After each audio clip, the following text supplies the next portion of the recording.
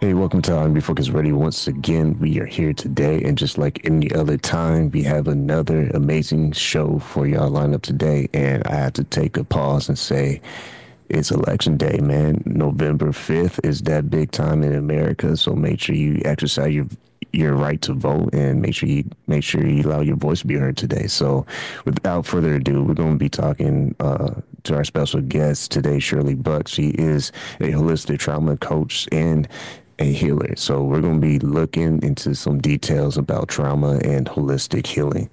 She is the founder owner of Red Leaf Alternative Healing. Go to her website, shirleybuck.com. We're going to learn first a little bit more about her and her professional, personal story. First and foremost, Shirley, how are you doing today? I'm doing great. I'm doing great. Thank you for having me. Appreciate your time. So for our audience, kind of explain a little bit about your approach in your professional field and kind of educate us on those who may not be aware of that. I myself am not only a survivor, but an overcomer of years of severe abuse and trauma.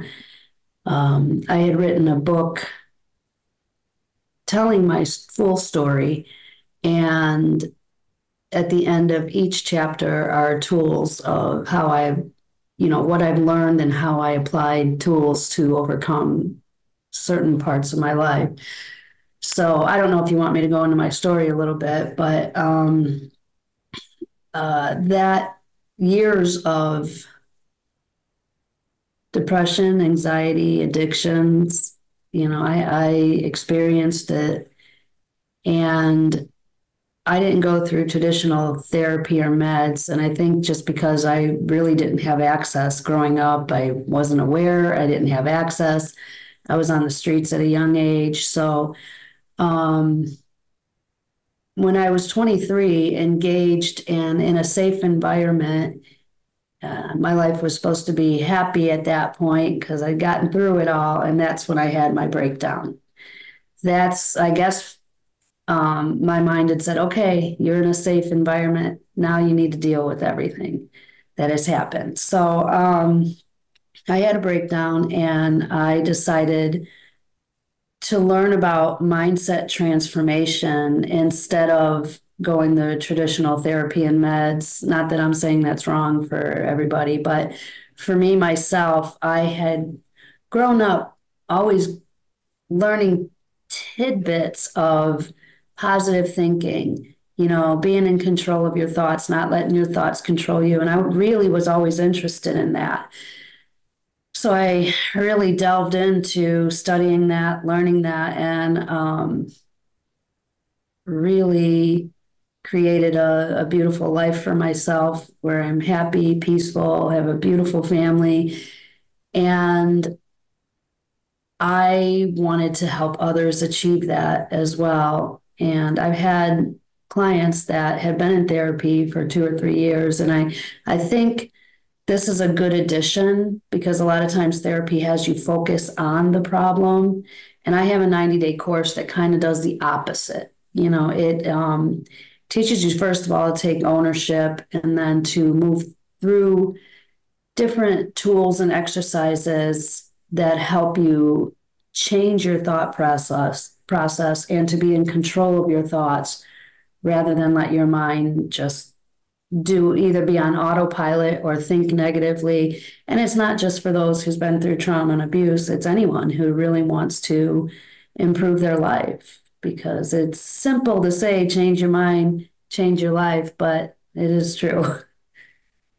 When you look back before you started Red Leaf Alternative Healing, at what point was the turning point for you when you realized that you need to seek help or at least start the process of your healing journey? That was when I had my breakdown when I was 23 years old. So that was many years ago. I'm a grandmother now. Um, but it wasn't an easy journey. It was a hard journey, and it took me years to learn all of these tools and exercises. Although I improved rather quickly, it did take years for me to um, just keep studying and learning and studying and learning. And I didn't I just thought maybe I can make this process easier for someone else just starting and wanting to change their life, to overcome, not let their past define who they are. And um, just one powerful sentence is, okay, so the past only exists if you give it thought. So if you think about it, the past is done, it's gone. So, I mean, you could choose to remember good things because those things make you feel good. But all the like trauma and abuse that I had been through, I don't live there anymore. I don't dwell in it. I don't think it because it's gone. The only way it has power is if I give it thought. So if I learn how to not give it thought, it doesn't exist. So it's simple processes, but it's not always easy. When you look at self-compassion, we kind of hear that be discussed when people talk about the topic of trauma. What did that mean for you? What did that look like for you? And That what was was probably the hardest step. Um, Self-compassion, self-love, because you're pretty much, for me, my whole life, I was told I'm nobody. My mother, before she committed suicide when I was 13, and she tried to take my life as well. She always told me, I only had you to try to save the marriage, and the marriage was ruined anyway. So, like, she really didn't want me. And she had a string of boyfriends that were just terrible. And my parents were both deaf. So she had an extra element to try to heal because she couldn't hear. She wasn't getting information as I wouldn't say as easily as people who can hear, but it's definitely more of a challenge. So for me to learn to love myself was probably the hardest.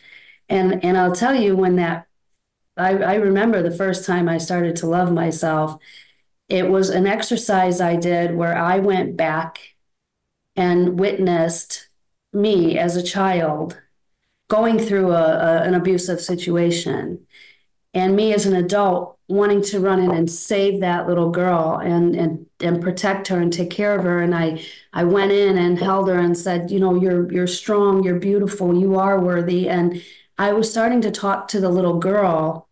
And in realization, I was like, wow, that little girl is me. Why am I so hard on me? That's me, that little girl. And when you start to do exercises and things like that to realize, you know, who you really are and what you have to offer. And I believe that we are a product of source, God, whatever, you know, whoever you want to identify that with.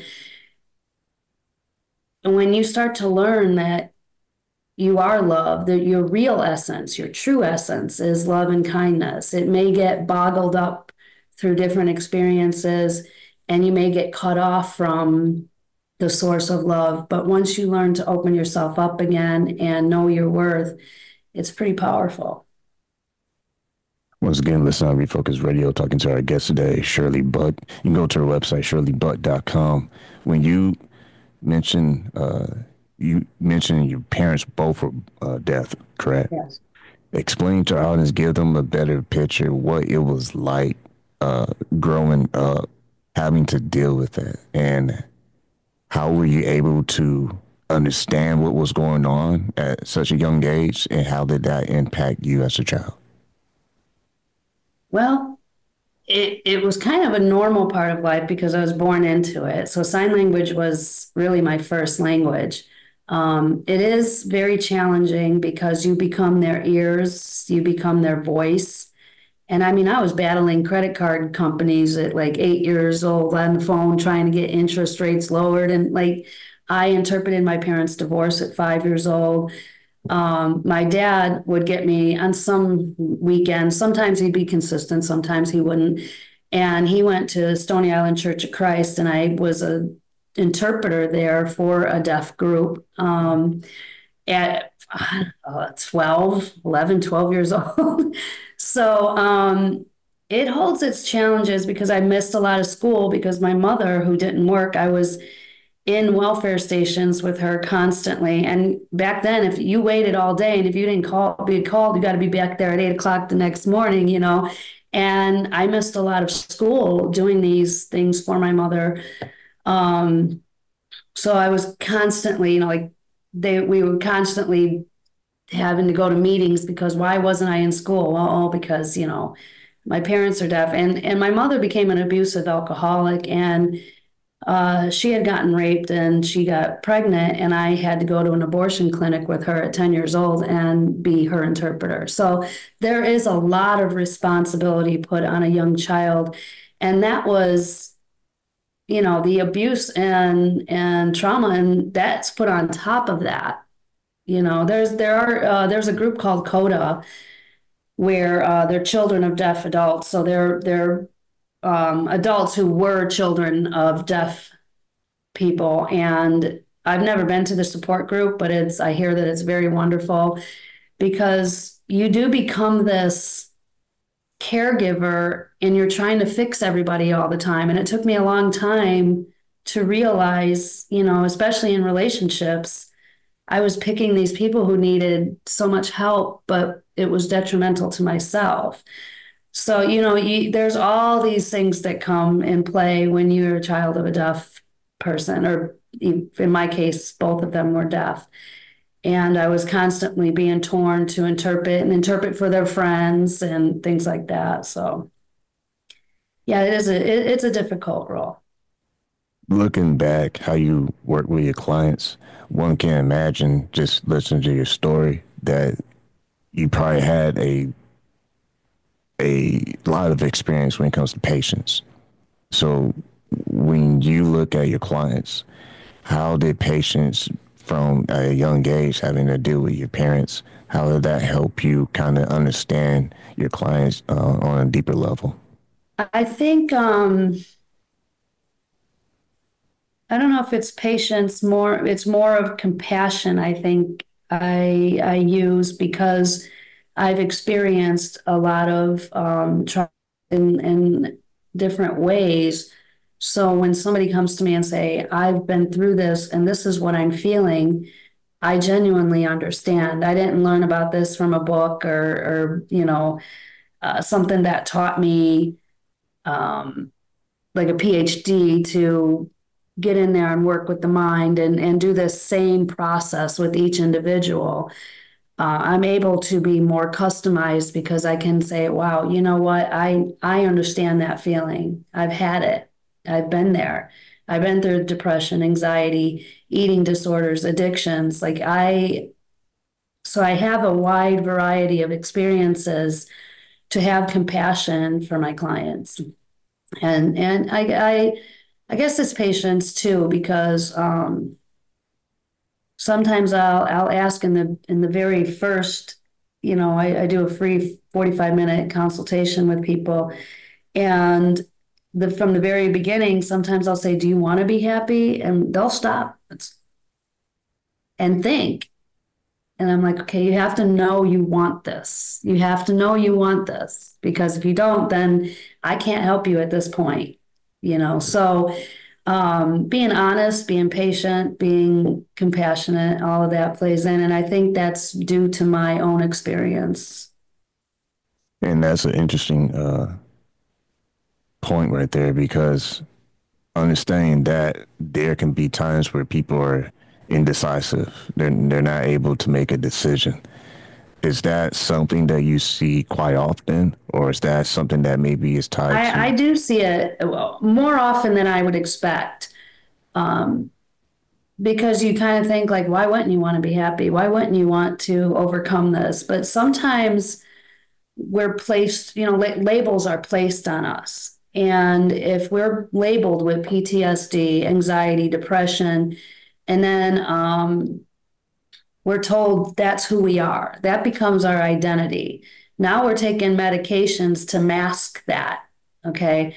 And so you're not really dealing with it, you're just masking it and going through the motions. And believe me, when I was going through severe anxiety and I was terrified, yes, I wanted a pill that could stop it, you know. And if you're at that edge, I'm not going to tell you it's wrong to take medication, I didn't, but it was terrifying. I'll tell you, it was.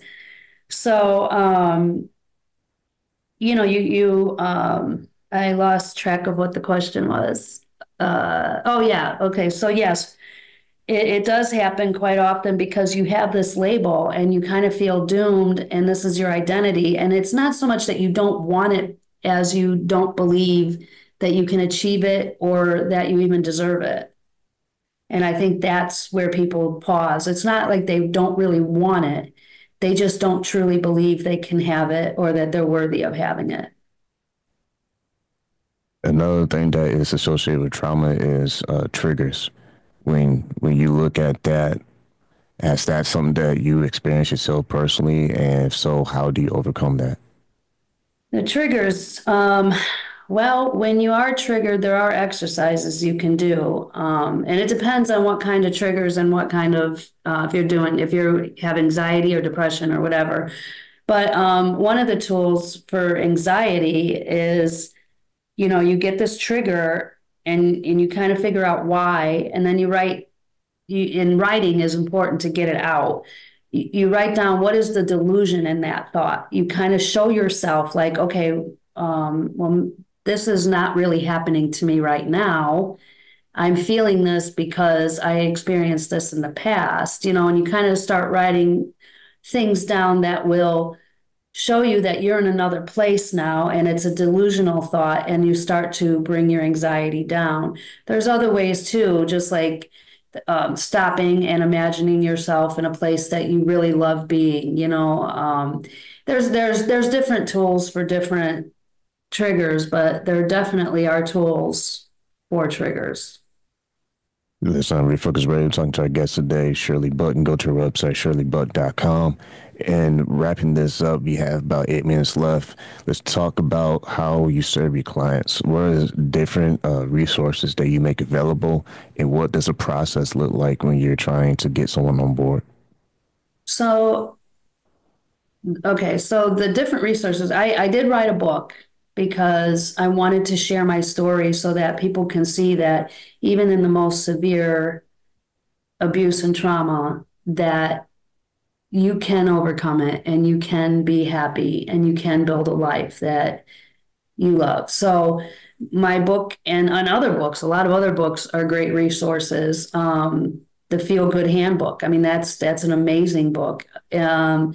So there are different resources, but it also the process is someone goes to my website, they click on my calendar, and they book a free 45-minute consultation call with me. And that's where we can talk about their customized goal that they want to achieve.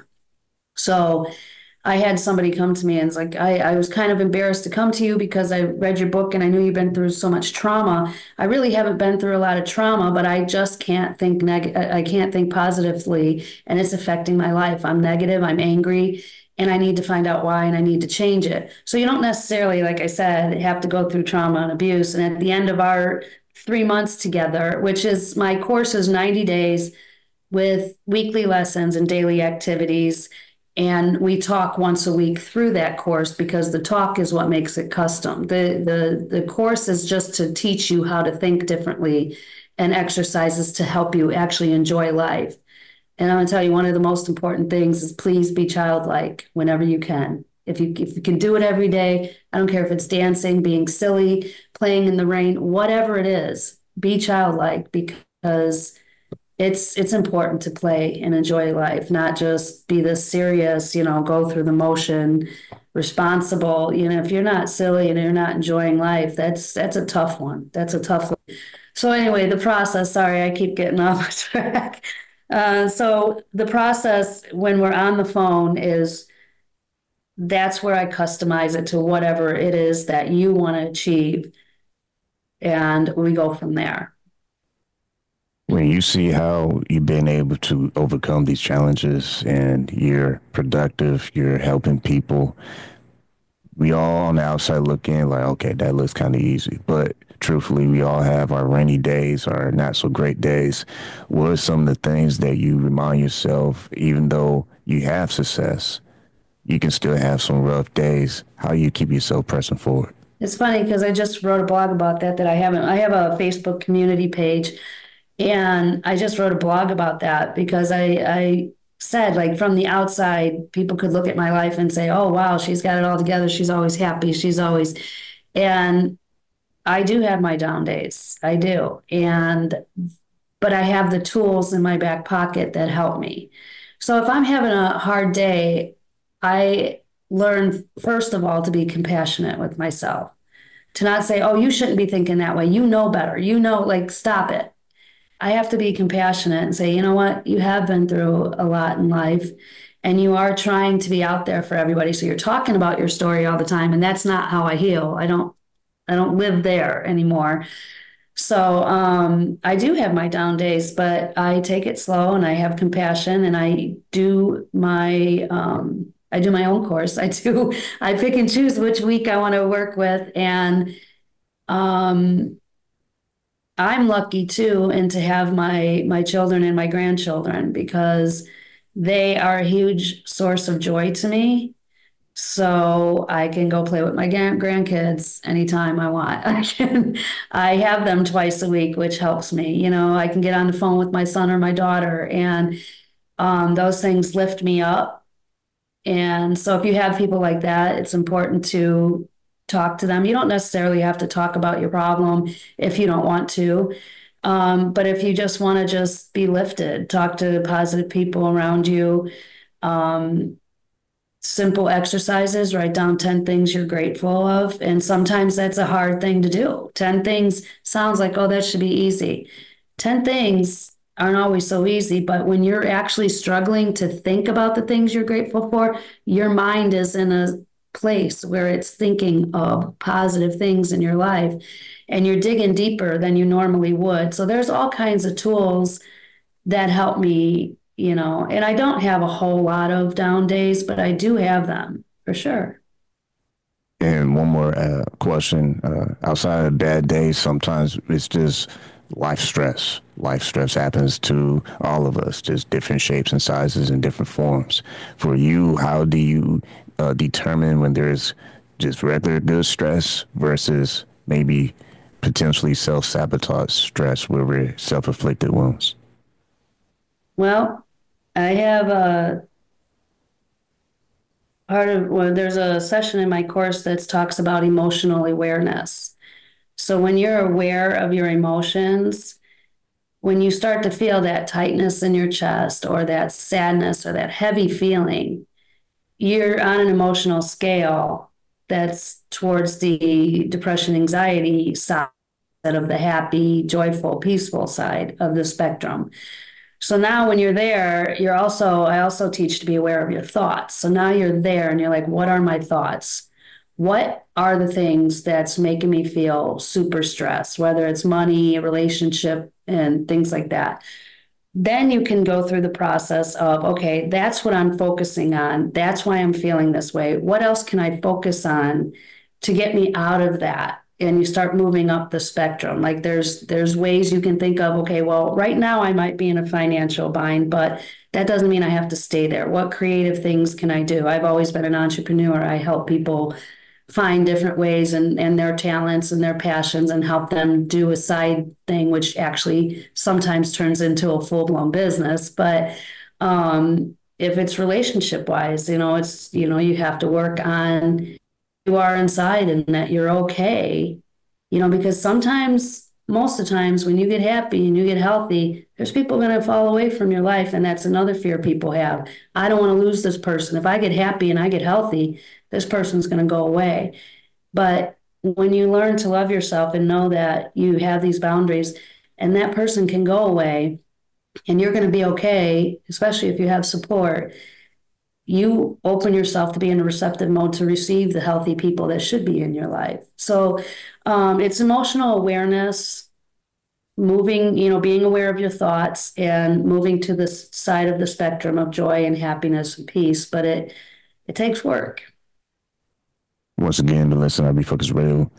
And you can go to our guest website, shirleybuck.com, and learn more about her services and schedule a call today. Like always, man, this went so fast, but I want to say thank you for spending time with us today. Thank you. Thank you for having me. I appreciate it.